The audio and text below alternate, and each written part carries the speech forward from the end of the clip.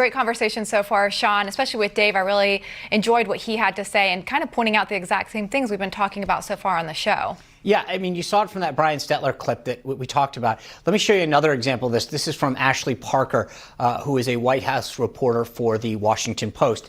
And in it, she writes, in reopening the country, the admin, the administration, I guess the Trump administration, is effectively bowing to and asking Americans to accept a devastating proposition that a steady daily accumulation of lonely deaths is the grim cost of reopening the nation. Whoa. I mean, I don't know how you can say that, because I think it's frankly bipartisan, meaning that you see governors, Republican and Democrat, all throughout the country trying to reopen. There's a lot of economic pain going on right now. People who are losing their jobs, suicide rates are up, alcohol sales are up. We've got a lot of people that are hurting. And to make it seem like it's one or the other is just a false choice. And these guys making it seem like if you care about other people's economic well-being, that you therefore can't care about the pandemic. Yeah, exactly. And it's just like the Brian Stelter stuff. It's the same thing. If you care about the Flynn case, then you don't care about the 2,000 people dying a day, which is like, can you... As Americans, we can care about more than one thing. This has been in the news for a very long time, and a lot of the right is covering both stories. So just because you're covering more than one story doesn't mean all of a sudden it disregards everyone's life who's dying. And to make that point, to David's point, it is putting it so you only see one side of the story. And people who are on the left that only watch that, they think, wow, the right doesn't care about all these people that are dying.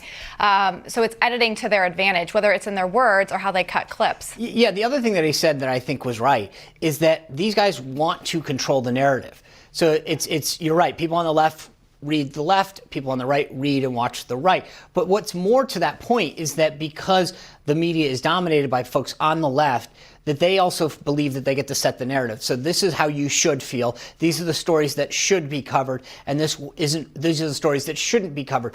But the Brian clip that we played, I mean, I think as somebody who witnessed this, who was part of it, the idea that what we know now about Michael Flynn is more about the rule of law, about whether or not any American can be targeted. And I think to be told that, well, if you care about that, you don't care about other people, is a bit out of line. Yeah, I think that's definitely right, because then it's saying if that is the standard, if we're creating that standard, anything else that happens during something serious, all of a sudden it doesn't matter. That's not true, because this is about justice as well. Well, remember, and those are people's lives. This is the same Brian Stetler that when I was on Dancing with the Stars had plenty of time to mock me, but didn't cover a lot of media stories at the time. This is a guy who, when it goes after the left or the right, he thinks it's fine. When you go after his side, well, that's out of bounds. So, I mean, as a media reporter, his job is to cover the media. Has he talked about what happened at NBC? I doubt it. Because the problem is when they make mistakes, they don't consider a mistake. They consider it an update. And that's a big difference. Everyone on the right, when they step over the line, we're liars. We have, all these bad things. When they do it, they call it an update or a correction and move on. Nothing to see here. Yeah, and you made a good point earlier. Sometimes when someone tweets it out, no one's noticing that. They saw the interview, they watched Meet the Press on Sunday, and that's what they understand. And now, like you have said a few times, once the bell's rung, you can't unring it. And so now that is people's perception of Barr and his understanding, instead of them seeing this one tweet that is redacting that and saying, oh, now my mindset has changed. Right, and it wasn't just the one tweet. Remember, it's the commentary that came right afterwards, making him seem smug and showing a lack of compassion for what was happening. So it wasn't just that they edited the clip. And by the way, if anyone else had done that, they would have taken him to the shed for that. But it was the commentary that they said afterwards, trying to make him look the way that they wanted. Yeah, that's right.